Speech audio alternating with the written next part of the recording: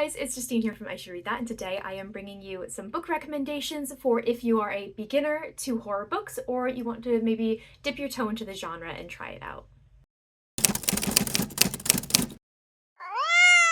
I'm a lifelong fantasy reader, and I found the transition into reading horror books both really easy and really difficult for a number of different reasons. Easy because there are a lot of things that I love in fantasy books that also apply to horror books, so I happen to love fantasy books that are written by women. I happen to really love a standalone book.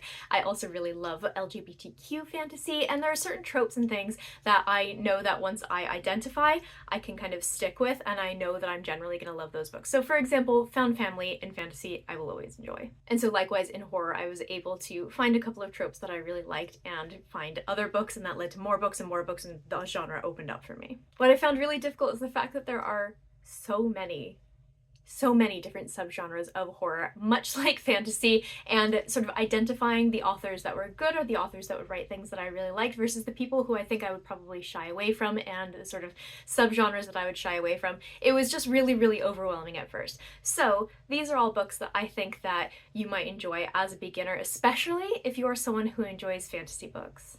And because these are all horror books, I would highly recommend going ahead and checking content warnings for them before you step in. So I actually have two authors who I would highly recommend to anyone who is looking to get started in fantasy, and the first of those is a woman named Rachel Harrison.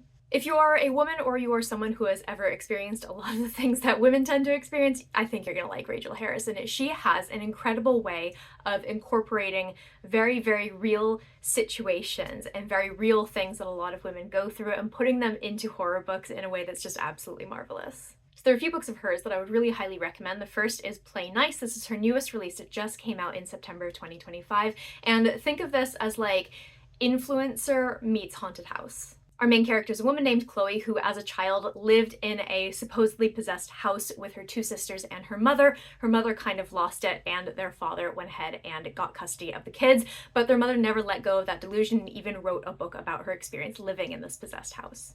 The book opens with their mother's funeral, and while the sisters and the father really want them to like sell off this house and never have anything to do with it, Cleo, who is a lifestyle and kind of social media fashion influencer, is like, house flipping content is great content.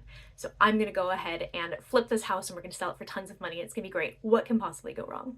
This book is so sharp and funny, and I have this weird interest in anything that's influencer related, and this really scratched that itch. It's really proper scary in some moments too. Before I read Play Nice, my favorite book by Rachel Harrison was called Such Sharp Teeth. Think a Hallmark film in which a woman goes back to her small town that she grew up in to help take care of her sister who's pregnant. She has a little second chance romance, but also she gets bitten by a werewolf. This book is so much fun, and I love the fact that the main character does not fuck around with, oh, maybe I haven't been bitten by a werewolf. She's like, no, I'm a werewolf now. What am I gonna do about it? Love it. And the way that she figures out who bit her is one of my absolute hands down favorite things ever. I would also go ahead and recommend Cackle. This one's a little bit more cozy than the other two. This one is very like practical magic coded. We have a teacher who has just been dumped by her longtime partner in New York City. She can't afford her New York City flat anymore, so she takes up a teaching job in upstate New York, and she meets a beautiful local woman who's very ethereal and wonderful, and they become really good friends, but she realizes everyone else in this town is terrified of this woman. The one downside to Cackle is that these two women had so much chemistry, and it's not a sapphic book.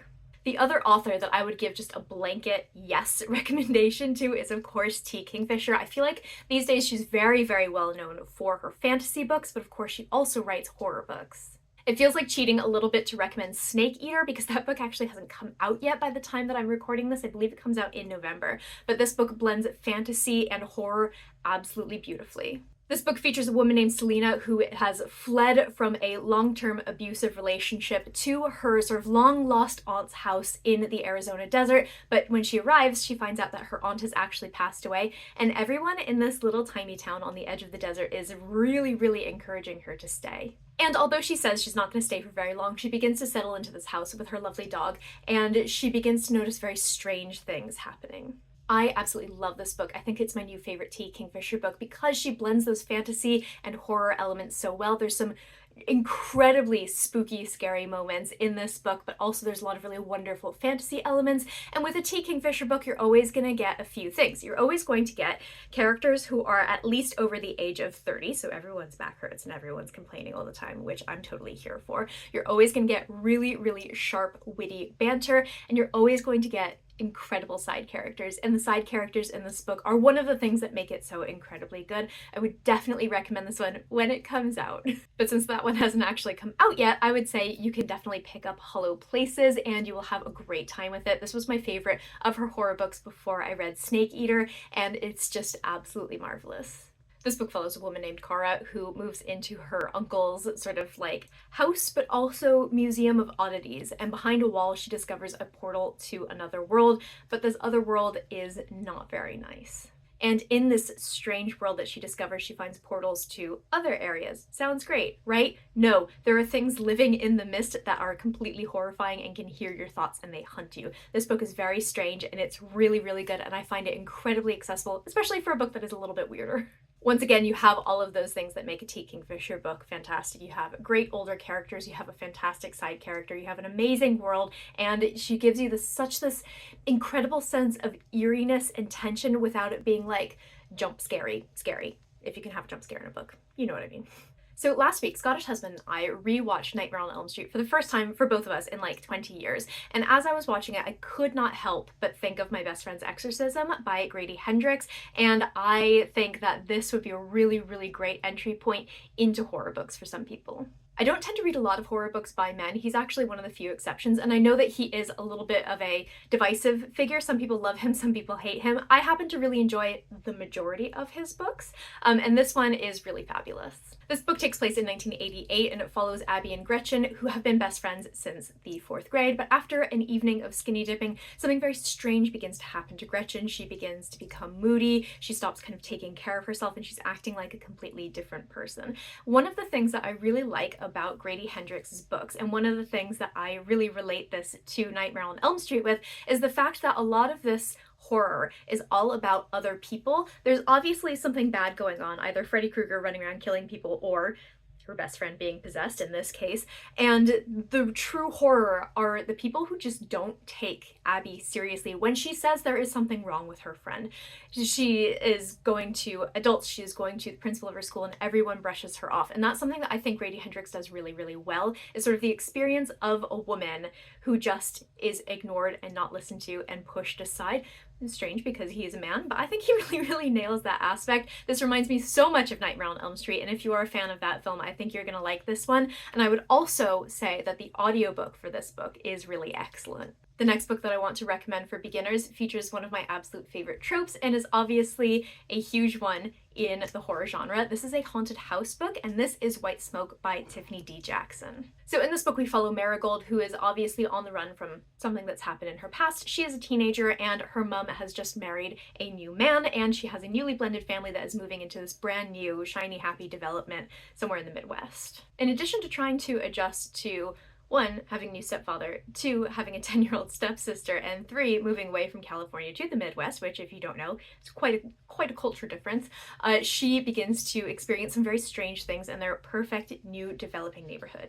One of the things that I really like about this book, and one of the reasons that I think it would be great for people who are just stepping into fantasy, is it's such an incredibly modern take on the haunted house trope. There are a lot of things that Tiffany D. Jackson does with things like cell phones and technology and such that really brings this into a very, very modern context, and she does it in such a fabulous way. This book scared the shit out of me. I was reading it while I was at my parents' house, who have a little bit of an older home. It's a little bit creaky, and yeah, I was not handling it very well. She has written some other horror books that I haven't read yet, so I can't recommend, but I'm really, really looking forward to digging into more because I thought White Smoke was just incredible.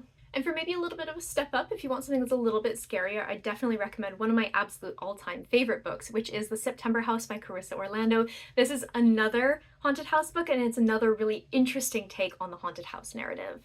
This book follows Margaret and her husband, who have found their absolute dream house. It's a Victorian house. It is a surprisingly reasonable price. They go ahead and settle in, and they find out there's a reason that it was very reasonably priced. It is extraordinarily haunted, especially in the month of September. Like, blood dripping down the walls, ghost children lurking in the hallways, kind of haunted. After about 4 years, Margaret's husband just absolutely cannot deal with this anymore, and he leaves, but she is made of sterner stuff. She's like, this is my dream house.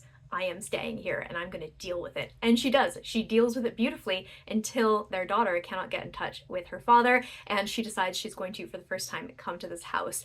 And Margaret has to try to hide the fact that this is an extraordinarily haunted house from her daughter, which sounds extremely funny. And it is. It's extraordinarily funny. But this book, I think, takes metaphor for things that happen in real life, no spoilers, and it just creates this incredible story arc and metaphor for very real life situations and how people deal with those situations beautifully. It's also very twisty. It's very, very readable. I love the ending. This is just a fabulous book.